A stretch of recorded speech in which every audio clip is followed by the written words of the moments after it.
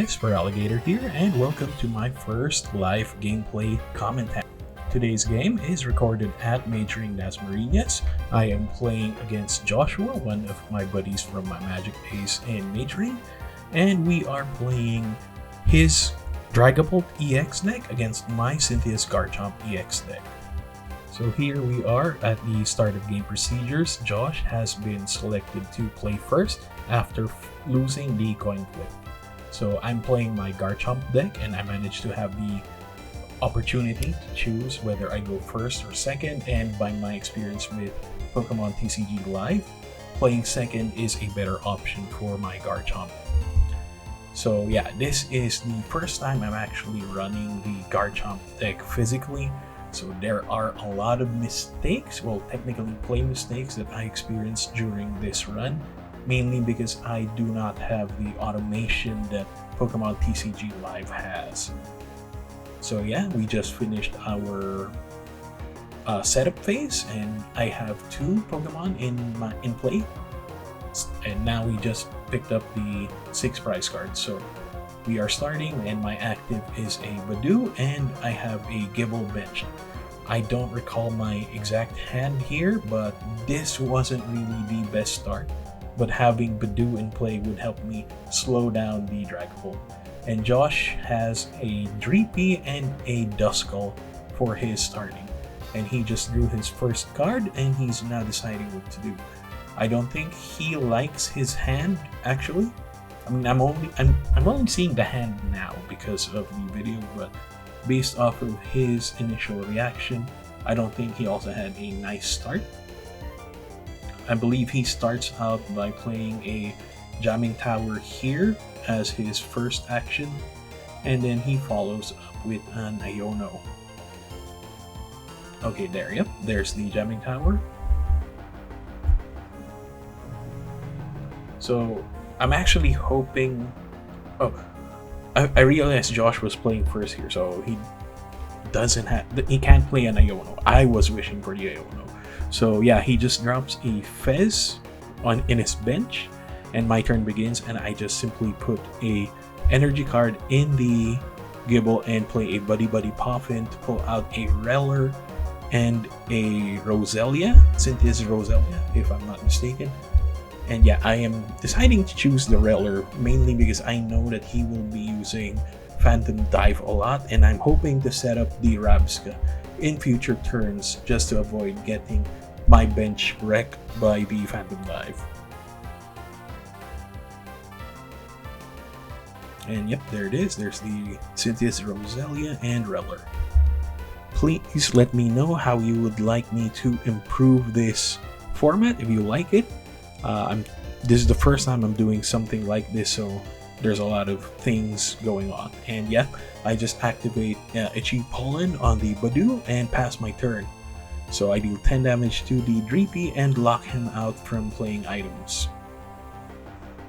So Josh's turn begins, he draws, and now that I see his hand, this is the actual turn that he actually plays the Iono. And I think I don't really have a good hand remaining, so this was actually good on my part. And he drops a Shaman for Flower Curtain, although that wasn't really relevant in my part, and there's a Iono. So we shuffle our hands and put them at the bottom of our decks, and both of us draw 6.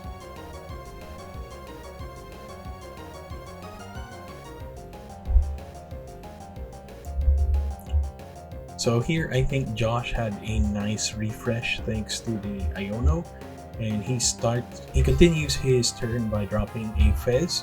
I think he's preparing for me to be able to one-shot his Dreepies, and then he'll use Flip the Script to refill his hands with 3 cards. But I think in my hand I didn't really have any nice cards after that Iono. I think I do pull a Gibble, but we'll see. And now Josh drops a Badoo of his own, and I believe he will spend an energy to retreat, if I recall correctly. Oh no, he just passed turn. So in my turn, I think I just add a couple of Cynthia's Power Weights and evolve the Gibble into a Gabite.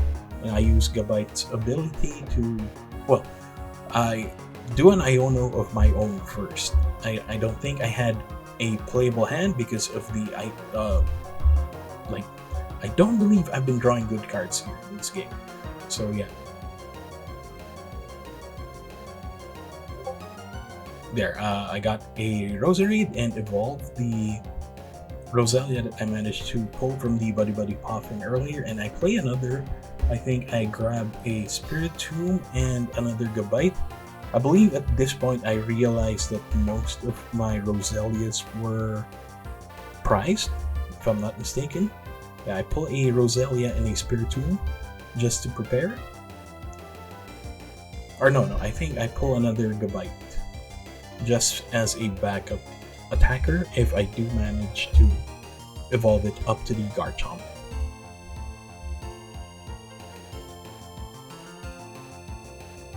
Yeah, let me know if you want me to skip out the shuffle and search segments of future gameplay videos. If you'd like to watch more of these, please let me know in the comments how you think your viewing experience would improve. Yeah, there, I pull out another Gabite. I think I see that I don't really have any Roselias in my deck. At this point, I confirm that I have my other two Roselias prized, which I should have checked early on with the first Buddy Buddy Poffin that I played in my turn 1. So here, I think I did use the Gabite's ability and pull out another just to prepare for my next turn. I don't think I noted it down on the video. So yeah, I think I just shuffle here and perform another Itchy Pollen and pass the turn. I think I'm feeling that Josh doesn't have the cards in his hand to ramp up yet, so I was trying to slow him down by item locking him. And I think it paid off in spades. You'll see in the you'll see as the game progresses. I mean, I'm running off of memory here, and I won't spoil the ending. But yeah, I was feeling pretty good about this game, in all honesty, based on my experience with TCG Live. If I do get the upper hand, Cynthia's Garchomp eats most Dragapult decks really easily. The decks that I have a hard time fighting against using the Garchomp is the Toadscrew or Festival Lead decks. When I say Festival Lead, it's the one without the Hydrapole. It's the Diplin line that's extremely difficult. The Hydrapole I've experienced, if they evolve into the Hydrapole doesn't actually have enough attack power to kill the Garchomp in one hit. Oh yeah, so here, back to the game. Josh just retreats his Dreepy, and then he spends an energy to do so, and he plays his own Iono. So this is probably the third Iono in the game. Like, I don't think either of us were happy with how our hands were going. I know it's a cop-out, but I'm blaming the deck because it's newly shuffled, newly sleeved, so the cards are probably still stuck together, at least on my part. I'm not sure about how Josh's deck was performing.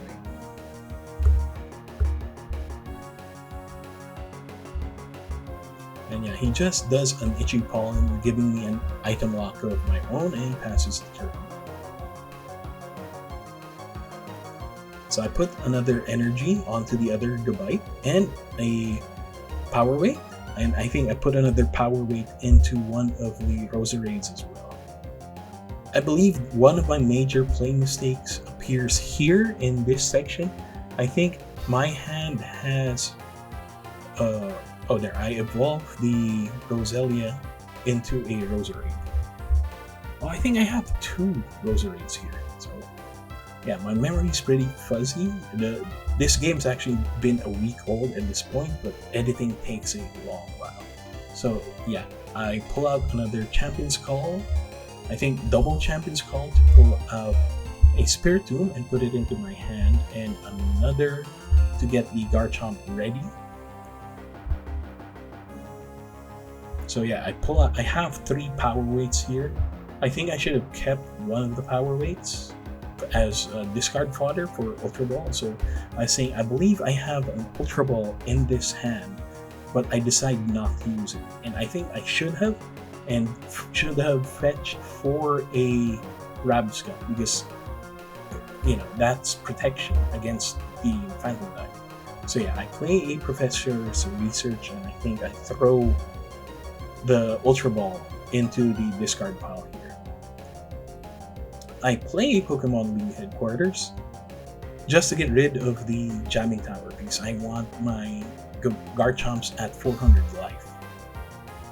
It doesn't really help me here, it actually hurts me because the Spirit Tomb actually gets nerfed, and my typical strategy here is to swing with Garchomp at least once or twice. If he takes damage and he's alive, I have to retreat that Garchomp and play the Spirit Tomb. But in this case, I think I use the Gabite as a sacrifice.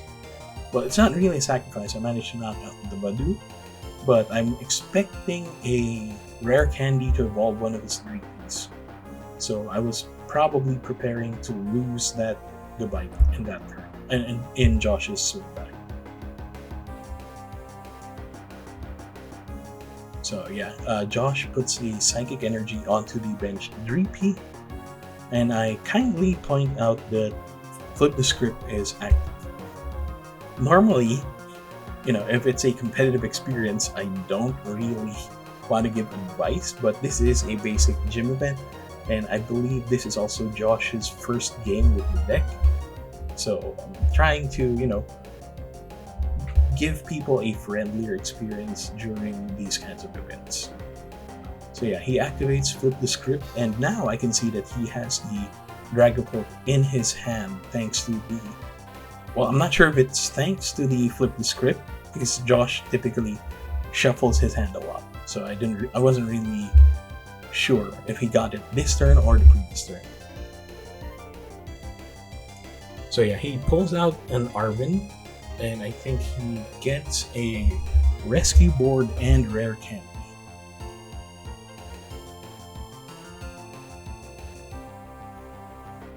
Or I think Rescue Board and Bravery Charm? I don't remember. I edited this video. I'm just, like I said, it's been a week since editing, and recording video was a separate day.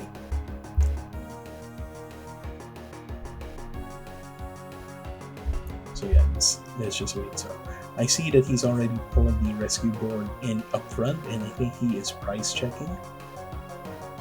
I think what he really wanted to get is a Sparkling Crystal, but I'm not sure if it was prized or if he actually has it in the deck and forgot. I believe this deck was borrowed.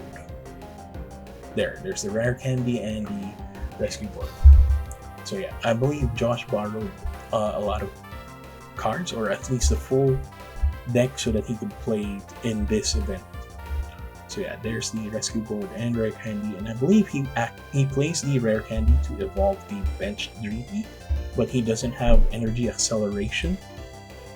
So I think he just passes turn after evolving by Rare Candy.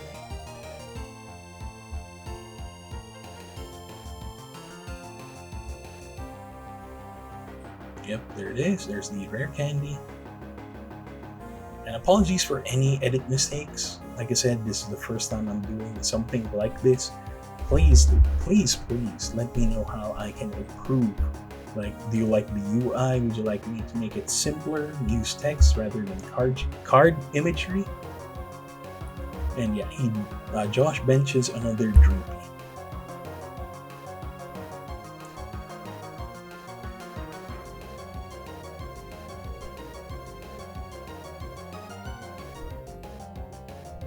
I believe the entire run of this game, this is best of 1, and I think the entire game length was roughly just 25 minutes. So a lot of it is just me and him getting used to our cards without the automation from Pokémon TCG Live. I think in this part, Josh is confirming what the Pokemon League Headquarters does, and I think I explained to him that no, I just had to play it so that the jamming tower would be discarded and all of my Gabites and Garchomps would have full life at that stage. So I put another energy onto the benched Garchomp. I'm not sure if, why I didn't evolve the Gabite onto the bench. I think I was preparing for, or I think I might have prized my Garchomps here. Like, I think I used, or at least I remembered from the previous time I used the Champion's Call, and I think I remembered that I have Garchomps in the prize, or my 2 other Garchomps in the prize. So I just used Dragon Slice and knock out the active Dreepy, and now Josh pulls up the maxed out Dragapult. So for his turn, he just puts a energy, fire energy, and now he is online with me without a Rabsca. So my previous decision of not using the Ultra Ball is now biting me here.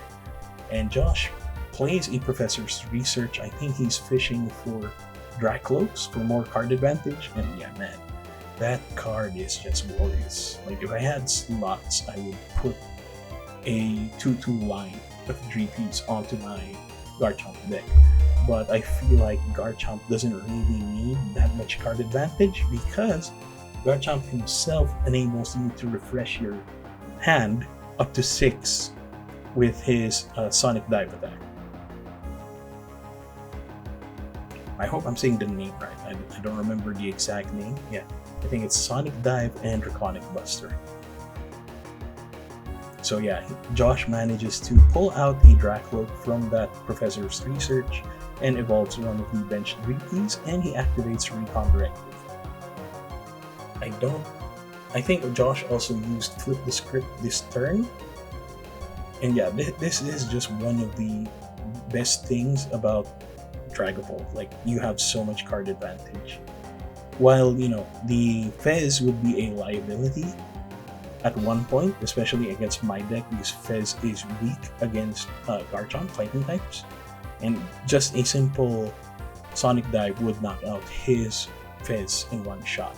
But I don't think I pulled a boss's orders, or think with so many Ionos that were played in this game, I think both of the bosses that I have in my deck were benched. Were bottom thanks to Iono.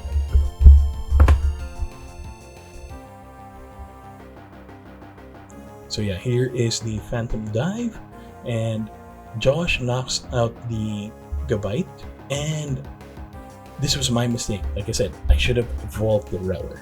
So he manages to knock out both the Reller, Gabite, and Badu, giving him a 3 prize advantage, putting him in the lead, with me just having 2 prizes. I was getting a bit confident here because I had a double Roserade in my back line. I knew I would be able to one-shot the Dragapult, but I don't think I managed to pull enough energies in the game to actually keep up with using so many Draconic Busters. So yeah, I think the Spiritomb that I prepared earlier on in my hand, I just drop it here, put an energy, hoping that my Garchomp survives.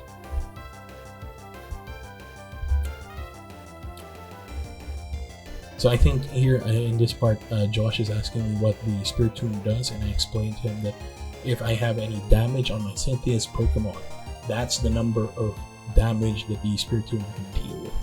And yeah, I drop a Gibble and I pull out a Night Stretcher. And I think this is the major mistake that I played this game. I should have just, skipped with the Night Stretcher and I played this Night Stretcher to pull out the Reller, and I think I have the Rabsca in my hand at this point, but because it died, I could not evolve it right then and there.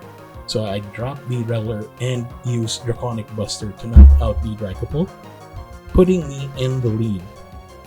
So I was really hoping that Josh did not have ways to accelerate energy, because in my head he used the Arbin.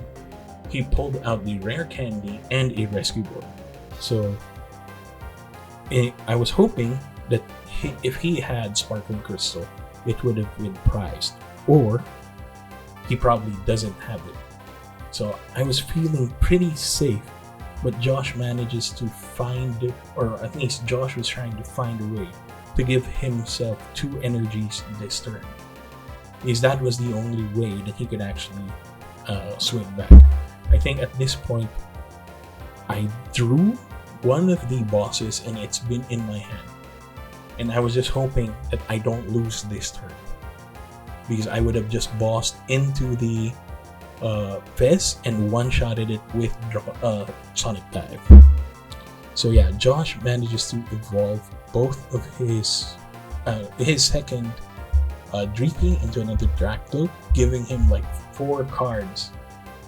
Well, technically drawing 2, but he could dig up to 4 cards to fetch the cards that he needed. So yeah, I see in Josh's hand now, thanks to the camera, that he has Unfair Stand. So I'm 100% sure after the fact that he did not have Sparkling Crystal. But I felt like that was what he was digging for, because I know he could get at least 1 energy. Like, he had so many card draws with Fez active and 2 Draclos and probably other trainers, or maybe an Ancient Vessel.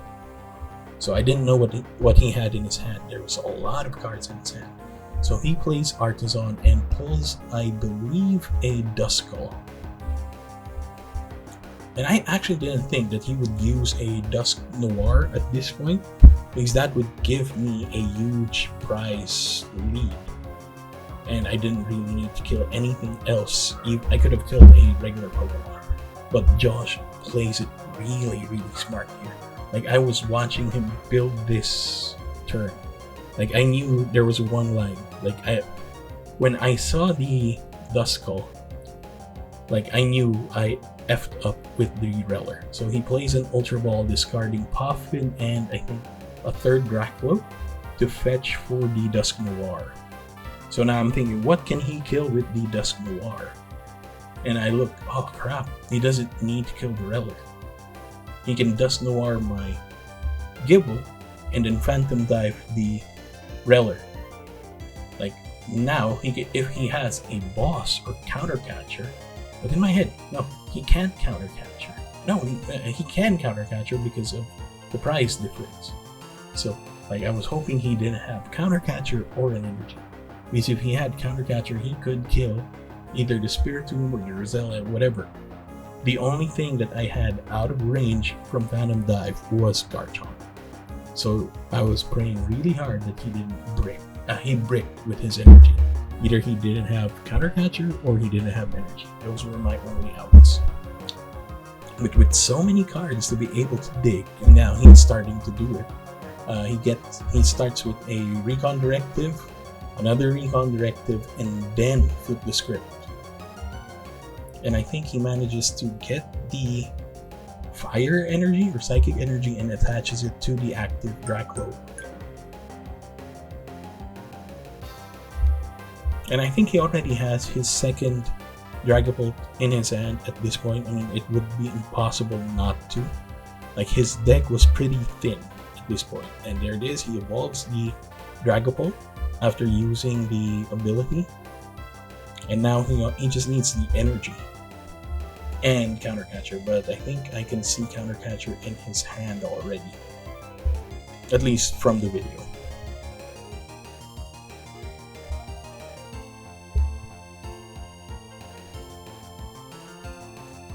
I think Josh is just doing some math, like what are his outs. Oh, there's the counter catcher, so at that point I'm just praying he doesn't have energy acceleration.